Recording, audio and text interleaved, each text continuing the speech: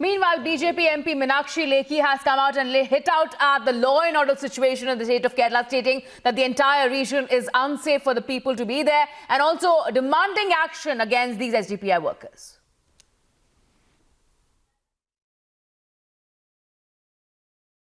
I've seen over a period of time there has been a lot of violence in Kerala, and our workers have been repeatedly murdered and maimed. Under these circumstances, I can only say that when electoral pressures more and there is some kind of political movement, Kerala becomes a very unsafe place to live, and especially for our workers.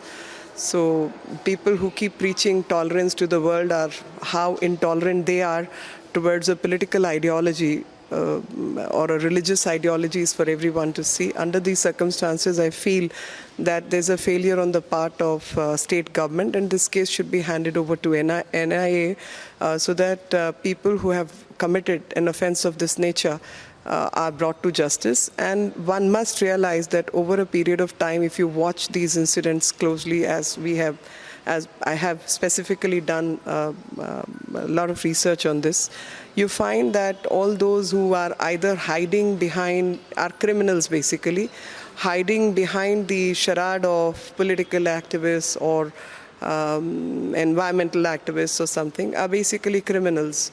And that criminality needs to be brought before the world, and people need to be shown the real faces.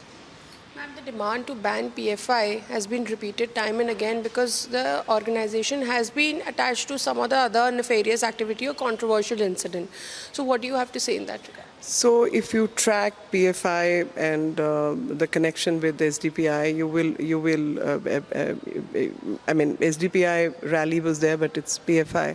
And you would realize that whether it was CAA or other things, these are externally funded props of other agencies. And under these circumstances, it's only right and correct that issues of national security and offences which bring animosity between its own people need to be taken up seriously, and the narrative needs to be right, and people need to be told, and they need to be exposed.